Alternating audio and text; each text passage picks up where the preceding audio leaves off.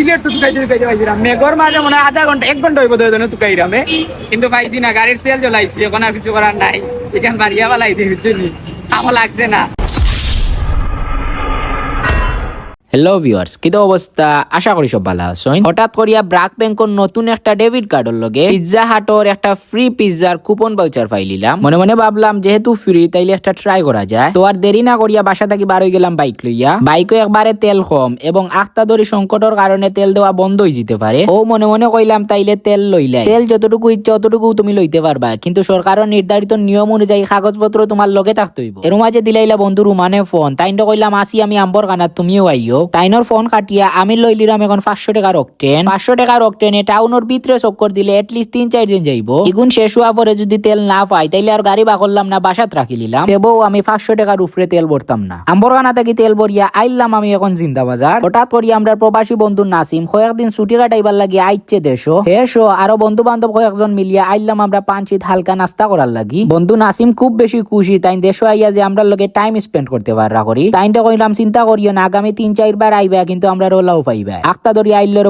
By R বইনগল zoom বৃষ্টি শেষ হইলেও আমরা যাইমুগি পিৎজা হাটও ফ্রি পিৎজা একটা খাওয়ার লাগি। আবো পর্যন্ত আমরা এক্সাক্ট লোকেশন পাইছি না পিৎজা হাটর। ওটা তুমি কিটা দৌড়াইছিলা? অ্যাকচুয়ালি মানি বেগো নাই টাকা বুঝছই নি, কইলাম আজকে পিৎজাটা খাইলি মো ব্রাক ব্যাংকে দে ভাউচার দিছে, মানে কুপন দিছে বুঝিয়া বুঝছই নি। কিন্তু আলার পিৎজা আর সিলেট তো তুকাইতে পাইছিলাম মেঘর মাঝে মনে হয় আধা ঘন্টা 1 ঘন্টা হইব ধরে তুকাইরামে, কিন্তু পাইছি না। গাড়ির তেল জ্বলাইছি, এখন আর কিছু করার নাই। এখান বাড়িয়া বালাই দিয়ে বুঝছই নি আমার লাগছে না। উদা দিছে মানে আমার কাছে লাগের মনে সিলেট মনে হয় পিৎজা হাট নাই। অমুক জায়গাত গেলে এই কই নো জায়গা ও জায়গা যাও জায়গা লাস্ট মুহূর্তে বাইরে জন্য কইতো নয়া জন্য কইলাম আর কাম নাই গাড়ি বালা থাকো খাইও। এখন টেকা দিয়ে খাইবো কাচ্চি খাইবো কি এখন টেকা দিয়ে কাচ্চি খাবার লাগি আইলাম এখন জিন্দা বাজারের কাচ্চি ভাই। আজকে যা লাগাল ভাই জানলে জানো আজকে আমরা কখনো খানি নাই। ইবাদি সারা টাউন মারতে মারতে পাইলাম না পিৎজা হাট। এখন কাচ্চি ভাই তাইলাম আইয়া কিটা 3 জনের খানি আছে, 5 জনের খানি নেই। আমরা 5 জনের খানি ধরে বাসা নিতাম। আমরা বাসাত নিতাম পার্সেল, খালি কাচ্চি তো একলা খাইলেও না, বাসা তো নেওয়া লাগে বুঝছো। এখন আইয়া আমরা হতাশ, কিন্তু এটা কি যে সুন্দর ভিউ দেখা যায় জিন্দা বাজারের বুঝছো। আজকে খালি লস ওর বুঝছো কিছু করার নাই। এখন গাড়ি পার্কিং তো ইয়াইছি 20 টাকা আরো লাগবো। তারপর আমরা আইলাম এখন আম্বরখানার খাচ্ছি ভাই ব্রাঞ্চ।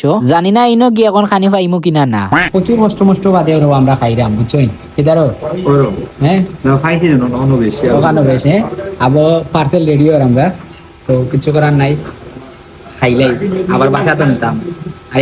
বাইক নিয়ে গিয়ে খাইতো পিৎজা আর বাইক নিয়ে গিয়ে খাইতো ওদের কিটা বার্গার।